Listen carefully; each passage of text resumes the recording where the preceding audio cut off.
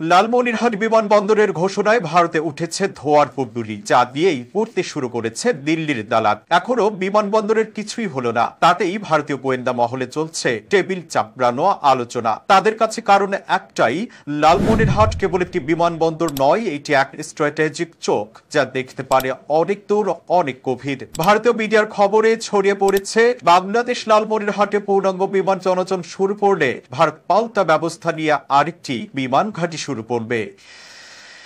বাংলাদেশের উত্তর প্রান্তে ভারতের ঠিক সীমান্তে ঘেঁষে লালমনিরহাট। এখানে একটি পুরনো রানওয়ে ছিল, যেটি ব্রিটিশ আমল থেকে এখনো ঘুমিয়ে। এখন সেই ঘুম ভাঙছে, কারণ লালমনিরহাট বিমানবন্দর আবার জেগে উঠছে। কিন্তু এখানে শুরু হচ্ছে নাটকীয়তা। ভারতীয় গোয়েন্দা মহল বলছে, লালমনিরহাট বিমানবন্দর চালু হলে বাংলাদেশের উত্তর সীমান্তে নিরাপত্তার নতুন মাত্রা যোগ হবে, আর সেটাই নাকি ভারতের জন্য রেড অ্যালার্ট। আর তাই তারাও পাল্টা ব্যবস্থা হিসেবে ত্রিপুরা রাজ্যের কৈলাস শহরের 3 দশকের পুরনো বিমান ঘাঁটি চালু করবে।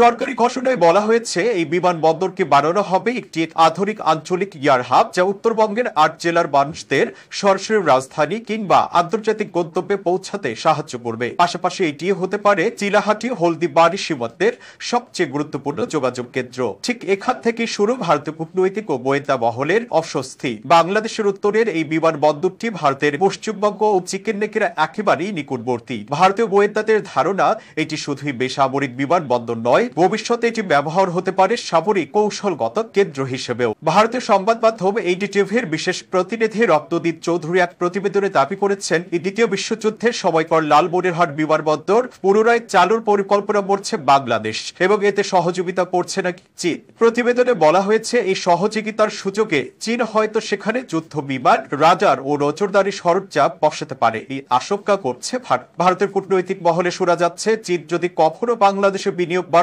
তাহলে এই বিমানবন্দর হয়ে উঠতে পারে এক স্ট্র্যাটেজিক স্ন্যাপ পয়েন্ট। আর এই সম্ভাব্য চীনা উপস্থিতি ঠেকাতে ভারতও তৎপর হয়ে উঠেছে। ভারত সিদ্ধান্ত নিয়েছে ত্রিপুরার একটি 3 দশক পুরনো বিমান ঘাঁটি পুনরায় চালু করবে। যদিও এটি আনুষ্ঠানিকভাবে বেসামরিক কাজের জন্য ব্যবহারের কথা বলা হচ্ছে, তবুও সেখানে যুদ্ধ বিমান ওঠানামার উপযোগী অবকাঠামো তৈরি করা হচ্ছে। অথচ বাংলাদেশ এখনো চীনের পুরো সম্পৃক্ততা দেখায়নি। তবুও ভারতীয় মহলে উদ্বেগ, আলোড়ন আর কূটনৈতিক বৈঠক বেড়েই চলেছে।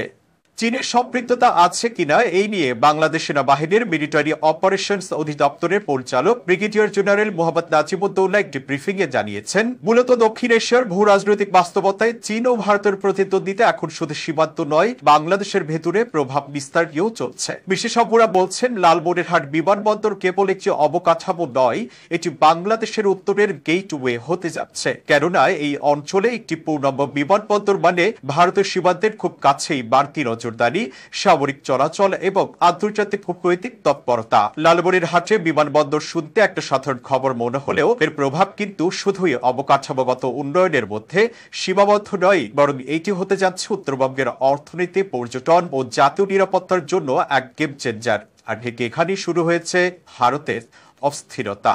এতক্ষণ তাজা খবরের সাথে থাকার জন্য ধন্যবাদ। ফেসবুকে আমাদের পেজটি ফলো করে আমাদের সাথেই থাকুন।